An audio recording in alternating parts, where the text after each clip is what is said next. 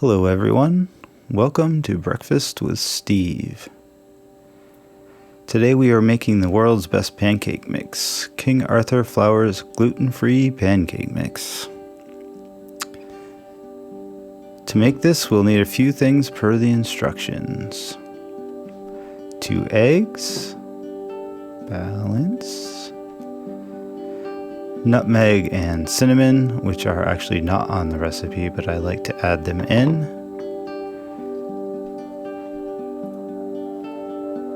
4 tablespoons of oil, or you can use 6 tablespoons of butter, and 2 cups of milk. I'm using almond milk today. I like to make this in my dedicated pancake bowl. However, anything you have will work, obviously. If it has a spout, it will work better for pouring later. You can even use a large Pyrex measuring cup if you have it.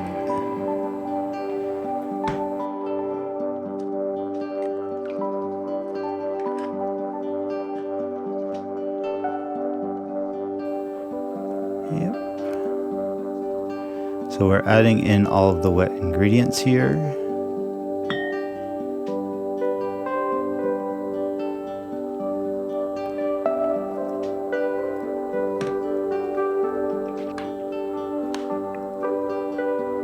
Don't actually have a measuring cup because I broke mine, so I use this drink measuring cup for mixed drinks, which actually works pretty well.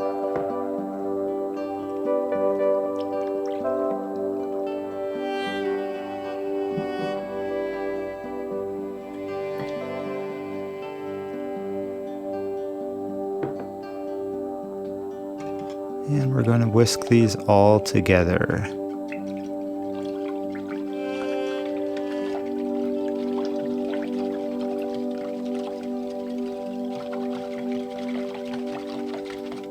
About partway through, I add in the cinnamon and nutmeg just to get it evenly distributed.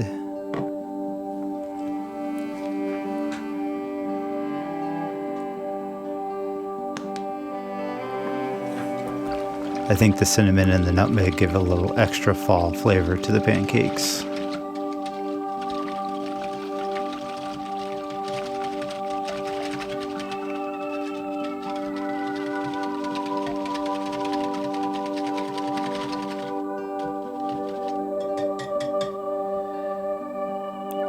Then we're going to take the mix itself, cut up in a corner of the bag, and then slowly pour it in while stirring with a fork. This helps keep things from getting lumpy.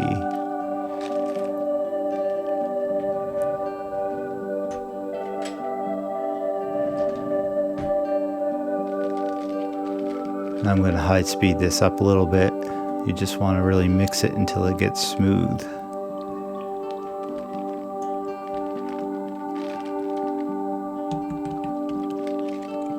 There we go.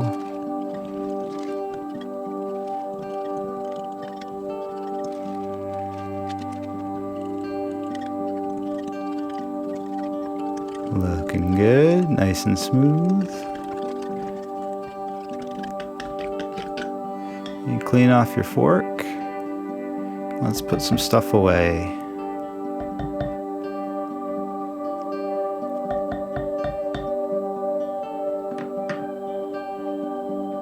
Pow, magic. Let's get the griddle out, and we'll want to turn it up to 350 degrees. The batter should sit about 10 minutes before cooking, so while the griddle is heating, it's a perfect time to let your batter sit. It'll thicken up a bit. It's also a good time to clean up the kitchen a bit so you don't have a mess when you're done. A little time lapse here. Should be all heated up. I like to do a test pancake. We'll call it the world's tiniest pancake. This helps test the heat of the griddle. So technically you can make these in a pan on the stove. If you do that, I'd suggest using a nonstick pan with low heat and do not add oil to your pan. If you add oil, it will fry the bottom layer of your pancakes instead of slowly cook them. And you'll find the bottom layer gets cooked brown and the inside will not get cooked. Really, nonstick griddles are the best because you can get an even temperature of 350 degrees and ensure that they are cooked properly. But either way, do not use oil. So you go ahead and pour your batter in the center and just let it flow out naturally. It'll create a nice even circle.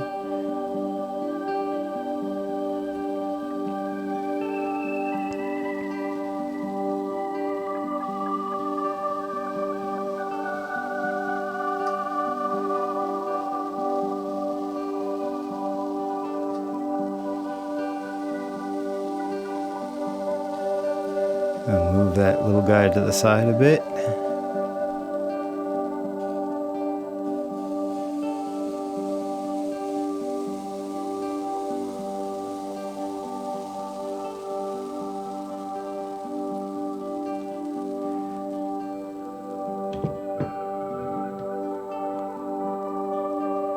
And that tiny test pancake is the chef's reward. Go ahead and eat that guy. So I'm going to speed up the video here for cooking time. You'll see bubbles forming and rising through, and this is really what you want to see. You'll want to check under your pancakes every once in a while, and when they are nice even brown, you can go ahead and flip them over.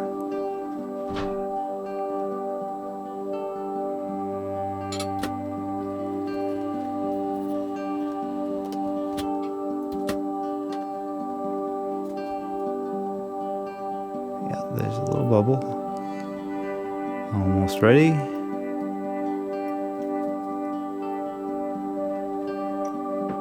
So the video here is sped up about 500 times. So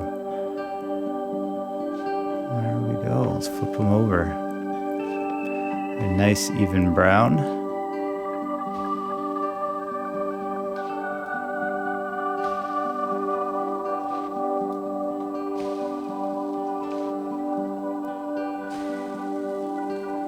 Again, I'm going to speed up the video here a bit,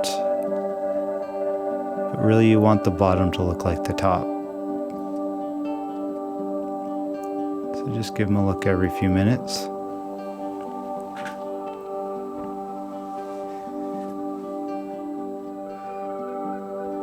And usually what I do is I'll set the oven going with a cookie sheet in it at about 200 degrees. So when this first batch is done here, I'll just transfer them to the oven to keep them warm. There's a nice looking pancake, nice and brown on both sides. Getting transferred to the oven.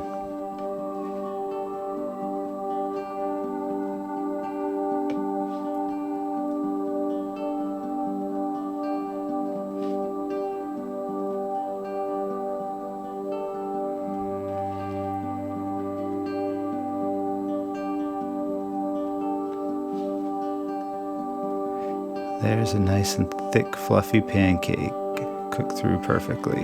Delicious.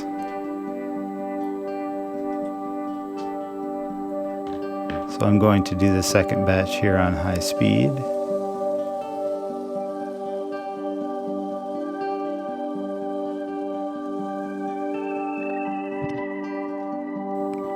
So this pancake mix is so good because they cook nice and even and fluffy even though they are gluten-free. And you can make them with non-dairy products easily. Of course, you can also use full dairy and they are equally as amazing. Really, the fact that they are gluten-free means nothing. These are better than all of the other gluten-full mixes I have ever tried, including recipes from scratch. They're just amazing. I think people often skip over them because they have a gluten-free label on them, and they think, well, I'm not gluten-free, why bother in a subpar product? But really, the fact that these are gluten-free have absolutely nothing to do with how good and easy, versatile, and delicious that they are. Regardless of your gluten status, I'd suggest trying these if you're looking for a pancake mix.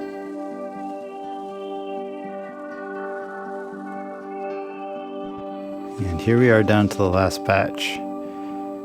The chef always gets the last batch because they're the freshest. Still playing this on high speed here, cleaning up the kitchen a bit as they cook, and checking them out a little bit. Give them a flip over, you can see them rising there.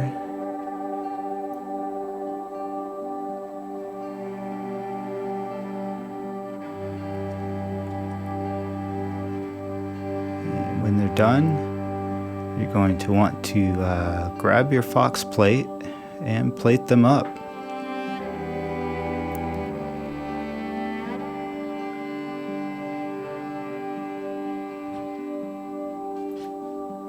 Yep, looking good.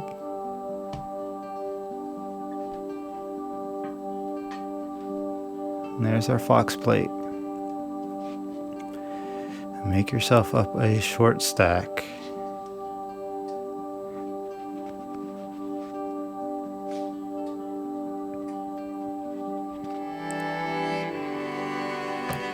Let's clear out the griddle here. You're going to want to get yourself some real butter. There you go. Mine's a little melty. And of course some pure Vermont maple syrup.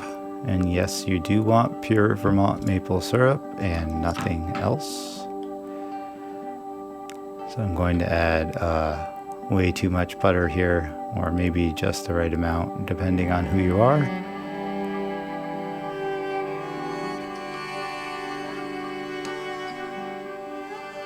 I'm struggling with butter a bit, obviously.